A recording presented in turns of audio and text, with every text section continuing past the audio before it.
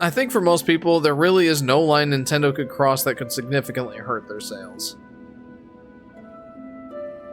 Yeah, I mean, if I am any indication, I went for a few months at least dedicated to the idea of not getting a Switch 2. And I did say a few times on stream that when the next Yoshi game comes out, I will have to get a Switch 2 just because I've got to cover the next Yoshi game. And that happened a lot sooner than I thought. And all it took was that one game that I really wanted, that one game I was really excited for me to crumple and buy a Switch 2.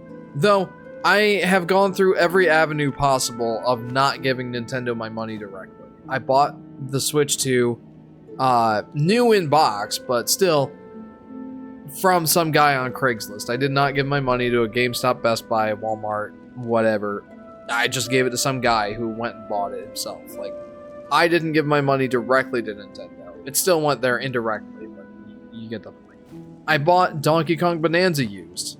I intend to buy pretty much all the Nintendo games that I'm looking forward to used. The only exception is going to be, well, whatever games I end up live streaming, which I don't know which ones those are going to be, other than at least Yoshi and the Mysterious Book. I'm thinking about buying that twice. Because, like, I'm thinking about buying it digital so I can stream it that Wednesday night at 12 or whenever it comes out. And then, you know, stream it for like 5 days in a row and then go out and buy a used copy, a used physical copy. But, yeah, like, all it took is that one game for me. And how much more true is that of the mainstream gamer who is like, oh, look, Mario. Or, oh, look, Pokemon. Yeah, Nintendo has such loyal fans because their IPs are so beloved, and we all have such deep-rooted love and nostalgia for these franchises. There's not much that we wouldn't do to play the next one, and I think Nintendo knows that. And I forget what her name was. I think her name was like some background NPC or the background NPC. She phrased it like it's weaponized nostalgia. Nintendo knows that we love these series, and they're holding them hostage against, or with these high prices and anti-consumer practices being their bargaining chip. And it's working. Just goes to show you the power of big IPs and stories and characters that people love. It hurts that they're weaponizing it so much, and they're being so anti-consumer about so much of this, but you know, we love Mario, we love Zelda, we love Metroid, we love Yoshi. I think I can speak for all of us here that we all love Yoshi, yeah? Yeah. And yeah, it just sucks that that's being held against us. But what can you do? I tried to resist it, but like J-Dog said, they released the next Yoshi game and they're like, oh, we're gonna get the Yoshi fanatic with this one. It felt targeted, man. It really is depressing, though. It feels like we can't win. Because no matter what we do, no matter what boycotts there are, boycotts just seem to fuel the fire and make people want it more. That's what it feels like. I remember when people boycotted the Pokemon games, and they became the best-selling ones ever. Shows what boycotts do. It really is depressing because it feels like we have no power in the situation.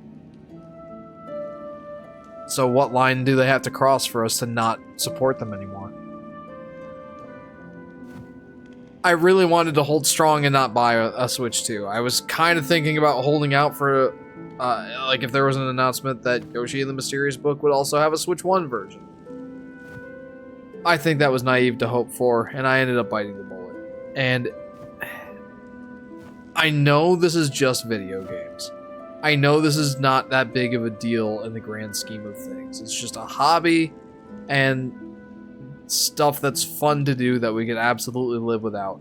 But I felt like I crossed a moral line by buckling and buying the Switch 2 just because a Yoshi game came out. Or is coming out. I was so dedicated to not wanting to support Nintendo, and I still am. I'm going through all the avenues I can to buy used, to not support them directly. That's the only solace I have here. But I'm still indirectly giving my money to a company that feels like they hate me. And all of us. And I don't get a happy, jolly feeling about that. I just don't. It's a conundrum. I know we're going to enjoy the Switch 2 and the games that we get for it. I know that JJ is going to absolutely flipping go nuts when he opens that present on Christmas, and I'm going to be very happy about that. But there's still going to be that internal turmoil that I'm going through, knowing that my money, even if indirectly, went to a greedy anti-consumer company that makes some of the worst business practices in the world. Of video games, anyway. And they're a market leader. It feels like they're leading the charge and now everybody's doing it. So, hooray. Man, it sucks being a Nintendo fan right now.